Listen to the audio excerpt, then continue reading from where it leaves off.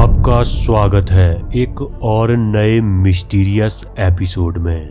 बिल्लियां, जिन्हें कई मान्यताओं के अनुसार काली शक्तियों का प्रतीक माना जाता है, वहीं कुछ लोग बिल्लियों को नकारात्मक ऊर्जा का कारण भी मानते हैं, जिस कारण लोग आमतौर पर बिल्लियों को शुभ नहीं मानते।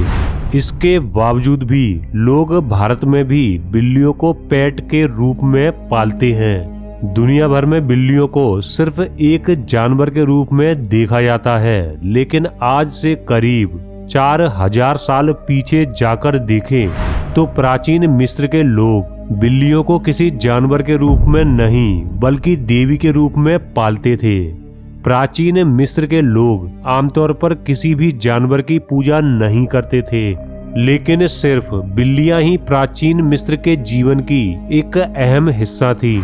उस समय अगर किसी मिस्रवासी की मृत्यु हो जाती थी तो उस व्यक्ति के साथ कब्र में ममीकृत बिल्ली को भी रखा जाता था। प्राचीन मिस्र के लोगों का मानना था कि इंसान के मरने के बाद भी बिल्ली उनके जीवन में एक महत्वपूर्ण भूमिका निभाती है। इतना ही नहीं, प्राचीन मिस्र के लोग बिल्लियों को बेहद ही सहायक साथी के रूप में देखते थे। जब मिस्र में गर्मियां आती थीं, तो मिस्र की सारी बिल्लियां घरों के अंदर रहती थीं और बदले में वे सांप और बिच्छू जैसे जहरीले जानवरों को भगा देती थीं। प्राचीन मिस्र के समाज में बिल्लियों के काम के बारे में आज का इंसान जो कुछ भी जानता है, वह ताबूतों के ऊपर बने चित्रों में दर्शाए गए रोजमर्रा के जीवन से समझा जा सकता है।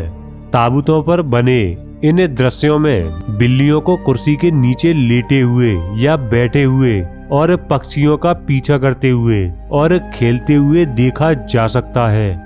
अपने जीवन के दौरान एक बिल्ली को पालतू जानवर के रूप में रखने के बाद प्राचीन मिस्र के लोग इस रिश्ते को मृत्यु के बाद भी जारी रखते थे।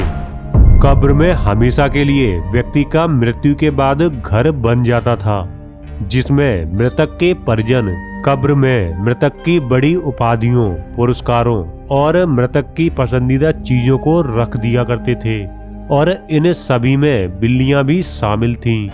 मिस्र के लोग बिल्लियों को अपने देवी देवताओं की प्रथाओं और प्राथमिकताओं के कारण इतना सम्मान दिया करते थे। और दूसरा कारण राजा फिरौन भी थे। राजा फिरौन अपने साथ विशाल आकार की बिल्लियां रखते थे। मिस्र में राजघराने के लोग अपनी बिल्लियों को सोने के कपड़े पहनाते और उन्हें अपने शाही बर्तनों से खाना दिया करते थे। हालांकि निचले वर्ग के लोग अपनी बिल्लियों को कीमती धातुओं के कपड़े पहनाने में सक्षम नहीं थे, लेकिन फिर भी वे अपनी बिल्लियों के लिए अपने खुद के बनाए हुए कपड़े पहनाते थे। उस समय बिल्लियां फराओं की बेहद ही पसंदीदा हुआ करती थीं।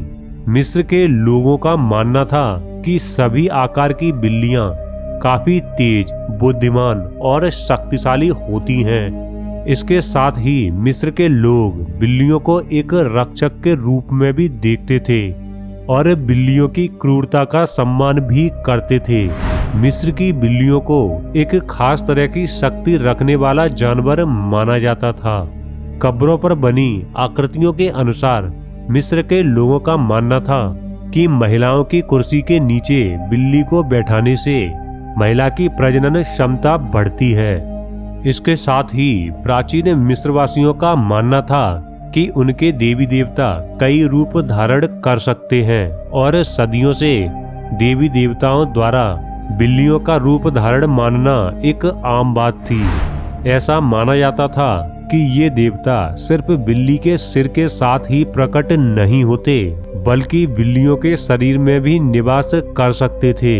इसलिए बिल्लियों को भी मम्मी बनाया जाता था। प्राचीन मिस्र में बिल्लियों की पूजा देवी देवताओं के रूप में नहीं की जाती थी, बल्कि उन्हें ऐसे बर्तन के रूप में पूजा जाता था जिसमें देवता निवास करते थे और जिसकी समानता को देवता अपनाना चाहते थे। उन्हीं समानताओं के कारण प्राचीन मिस्र में बिल्लियों को उच्च दर्जा दिया जाता था और बिल्लियों को एक विशेष जानवर के रूप में पाला जाता था। दोस्तों, प्राचीन मिस्र में बिल्लियों से जुड़े कई ऐसे राज हैं जो आज भी हम इंसानों से छुपे हुए हैं, जिन्हें समय के साथ धीरे धीरे सभी लोगों के सामने लाया जा रहा है। तो दोस्तों, आज की वीडियो में इतना ही। अगर वीडियो पसंद आया हो तो वीडियो को लाइक और अपने दोस्तों के साथ शेयर जरूर करें। और ऐसे ही इंटरेस्टिंग टॉपिक्स पर वीडियो देखने के लिए आप हमारे चैनल को सब्सक्राइब जरूर कर लें।